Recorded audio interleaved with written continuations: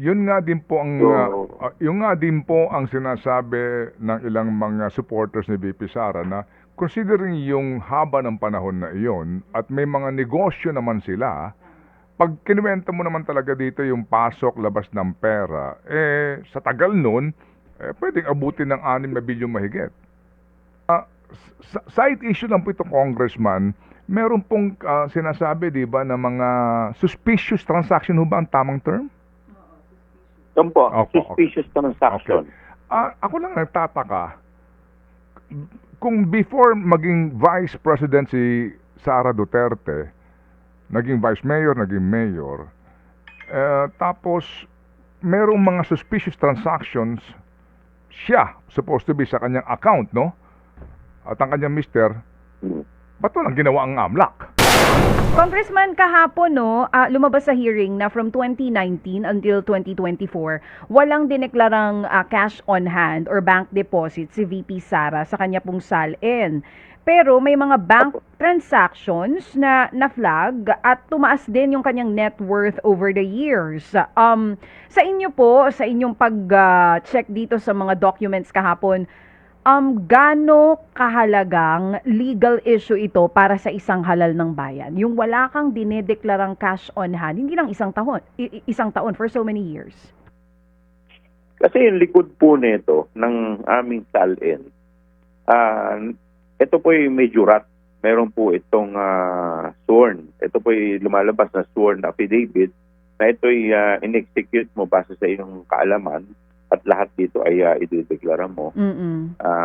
So, dun lang medyo may problema na po yun. Oo. Kung sakasakali, di ba? Kasi kung makikita po natin, nung nagsimula siya noong 2007, nagdeklara naman until 2018. So, nung 2019 hanggang 2024, wala. Pero siyempre, meron pa rin po sila until next week, no? Hanggat hindi naman po ito nagsasara yung ating committee hearing, may opportunity pa rin. Binibigyan pa rin sila ng pagkakataon na sagutin ito at maipaliwanag. So definitely, itong binabanggit na walang cash on hand, maging yung pag-check nito sa SALN niya, kasama po ito sa magiging mga ebidensya na ilalagay niyo po dun sa inyong justice report, sa inyong report no sakali man. Tama po kayo dyan. Yun pong yung ginagamit na salita na smoking gun, talaga po bang kahapon medyo mas matindi compared nung first day ng clarificatory hearing natin?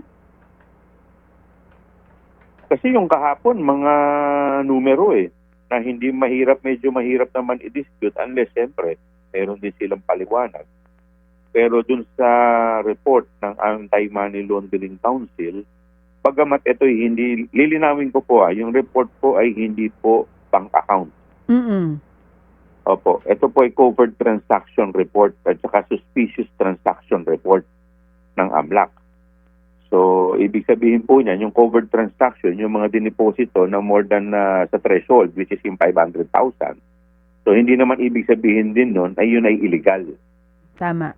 So, at yung suspicious transaction naman, ito yung medyo kahina-hinala.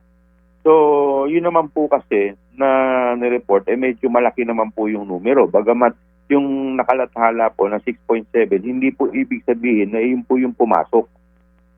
Yun po kasi yung total ng inflow at saka ng outflow. Ibig sabihin, total po yan ng pumasok at ng lumabas. Para klaro lang din. Oo, kasi yan ngayon Opo, ang... kasi yung nakikita ko ngayon nakalagay 6.7 hindi po accurate 'yon. Yung pong 4.425 na amount billion, ito po yung pumasok. At yung 1.554 billion, yan naman po yung lumabas. So, meron pong na balance na 2.87 billion. Pero meron din po kasi doon sa kanilang report na 791 million na hindi malaman kung ito ay inflow and outflow transaction. So, hindi po yan kasama doon sa 6.7. So, in totality na po pala yun. O at least hindi klaro. ito as in... Para sigurado lang Opo, kasi may nakikita ako nakalagay 6.7. Medyo hindi po accurate yung report na yon. Oo, 6.7 billion pesos, pero that's inflows and Total. outflows. Yung total na Inflows and naging outflow tinotal po. yes, yung total na naging galaw po dun sa bank transactions mismo. Pero yung binabanggit nyo kanina, Sa, merong sa ilang bank account yon? ayun. Mm-mm. Yun po yung transaction report. Hindi po sinabi na bank account. Iba po yung bank account. Oh, yung nga Ito po yung transaction report. May report po to. Opo, yung transaction na yun, dinaan sa bank account, di ba? Tama po, tama po. So ilang bank account yung dinaanan nun, yung binabanggit yung halaga Wala na yun? pong hindi po sinabi. In fact, kung titignan po ninyo, Mhm. doon po sa isang, di po ba meron pong tinanong si Congresswoman Laila de Lima Mm-mm. na mga 18 transactions random. Mm-mm. Meron po doon. Kung makikita po ninyo, ang sagot po ng AMLAC, hindi po nila sinasabi yung bank account. Mm-mm. Ang sinasabi nila, may movement. Mm-mm. At hindi naman nila sinabi kung anong bangko. Sinasabi lang nila petsa at numero nagtutugma. Congressman, Just to clarify, just to Mm. clarify. Oo, yeah, Opo. yeah. Better, Oo. better Kasi to clarify. yan ang ibinabato din ngayon ng mga supporters si VP Sara na yun nga yung 6.7 billion pesos. At least klinaro nyo na hindi naman sinasabi na yun yung pumasok. In totality to nung tinotal na. Sir, yung 6. Inflow and outflow. Inflow and Pinipikit po outflow. kasi. Yes po. Opo. Sir, Dapat- yun pong 6.7 billion pesos na inflows and outflows, ilang taon po yun? Ano po to eh? Various years to eh. Mm-mm. Various years eh. Hindi, 2006 to 2025. Opo. Yun nga din po ang yung nga din po ang sinasabi ng ilang mga supporters ni VP Sara na considering yung haba ng panahon na iyon at may mga negosyo naman sila, pag kinuwenta mo naman talaga dito yung pasok, labas ng pera, sa tagal nun, pwedeng abutin ng 6 na bilyong mahigit. Well, doon po kasi sa nilabas ng SEC, no? Pagsak po lahat ng negosyo, halos. Mhm. Nasa loss po lahat, halos. Declared. At kung kukwentahin po natin, Mm-mm. ito, yung amount na to, parang kahapon may nagkwenta eh. Mm-mm. Parang lumalabas ang kada isang buwan, parang 20 million. Kumbaga, So parang medyo, kumbaga hindi rin magmamatch talaga eh. Dahil parang let's say kumikita ka na o sumusweldo ka na oo. sa isang taon. Let's say 1 million na ang, Oo. ang kinikita mo. Mm-mm. Sa times, i-multiply mo sa 12, Mm-mm. that is 12 million. Mm-mm. I-multiply mo sa 10, that is 120 million. Sa 50 years na lang, that is 500 million. Pero ang lumalabas dito nasa 4.4 billion yung inflow. So hindi pa rin magmamatch. Opo.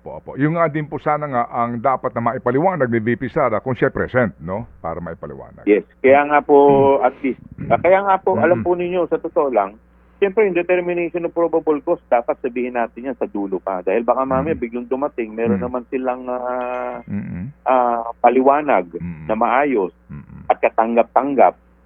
So, tingin ko premature pa rin na magsabi na probable na at this point in time na may probable cause kasi wala, baka mamaya lumutang pa next hearing. And they are given all the opportunities to answer this. Well, thank you for saying that. At least para natin maliwanagan ang issue, opo, sa perspective nga na pagtukoy sa mga impormasyon na ito, doon mismo sa facts lang, na iniharap kahapon, right, Congressman? Opo. Actual lang po tayo, Opo, wala pong opo. dagdag. Ayun, yun nga pong kagandahan ngayon sa ating pong diskusyon na ito. Side issue lang po ito, Congressman. Meron pong sinasabi, di ba, na mga suspicious transaction, ho ba ang tamang term? Yun po, Opo, suspicious transaction. Ako lang nagtataka, kung before maging Vice President si Sara Duterte, naging Vice Mayor, naging Mayor, tapos merong mga suspicious transactions, siya supposed to be sa kanyang account, no? At ang kanyang mister, ba't walang ginawa ang AMLAC? Lumalabas po kasi nung sa AMLAC, yung suspicious po nila kasi parang ang basis po nila dito, ang isa po sa mga sinight nilang basis yung Quadcom. So, possibly, mga recent lang yan, mga 2 years o more than a year ago, So, hindi pa rin po natin alam kung ano yung magiging outcome ng kanilang Opo. report.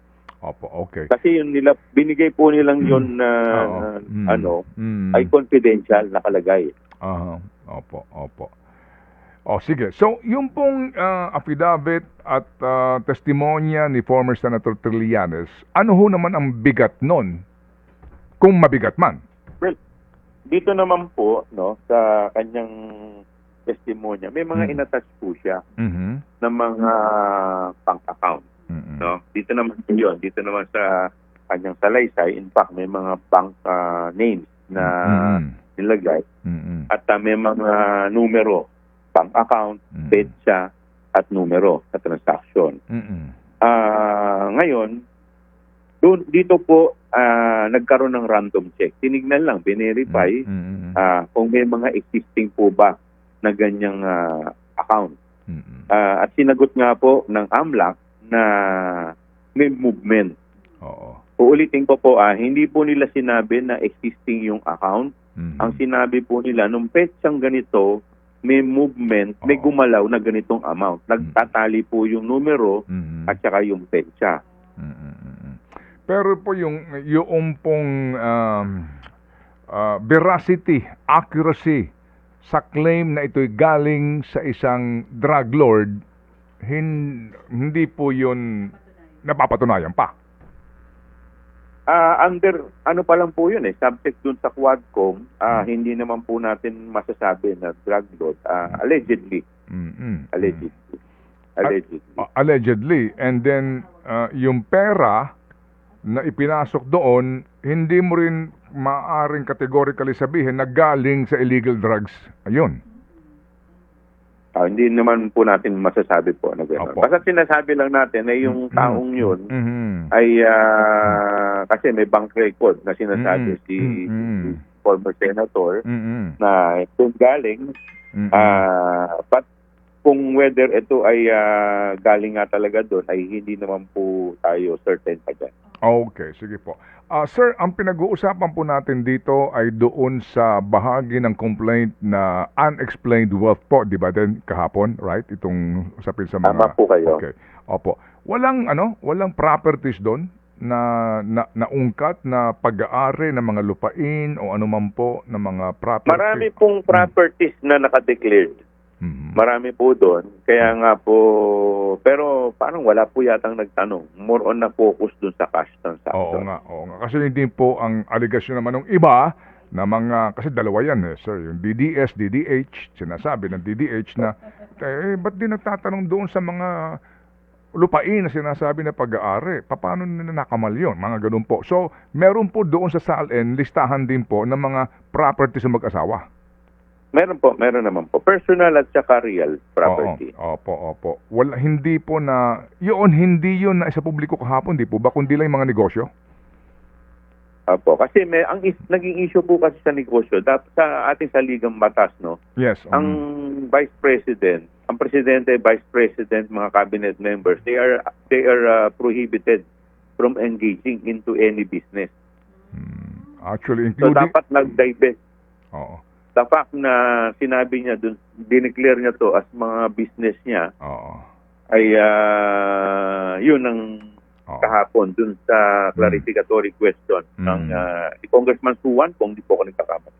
Opo. Including members of Congress, actually, you have to declare it, di ba? Opo. Kung meron kang conflict of tama interest. po kayo. Opo. Okay, anyway, sige. So, interestingly, kung sakasakalang ipapanik in the Senate, yung mga isyong yan, baka po mahimay pa ng mga prosecutors at maging bahagi po ng inyong paghaharap ng kaso against the Vice President. No? At doon po, doon na po, papayagan na po yung cross-examination. Oo, okay. Congressman, Sige. yun pong nababanggit na sabi nyo alleged drug lord, nasaan po ito ngayon? Wala po akong idea. Hindi na rin po yun naitanong dahil wala rin sasagot sa kampo ni na VP Sara. Pero sa mga members ng... At saka probing na po yun. Okay. So, hindi rin po i-allow ng ating chair. sa Senado na po pala ito. At least malinaw po sa ngayon. So, ang ipatatawag lang po talaga sa susunod na hearing, NBI. Yung po ang alam ko, dahil Opo, kahapon opo. po, nagpa-issue ng kapina. Opo. Sige po, so Congressman Joel, salamat sa inyo pong paliwanag at pagkaklaro ha. Marami po nagagalak ngayon. Kahit mga DDS natutuwa sa inyo.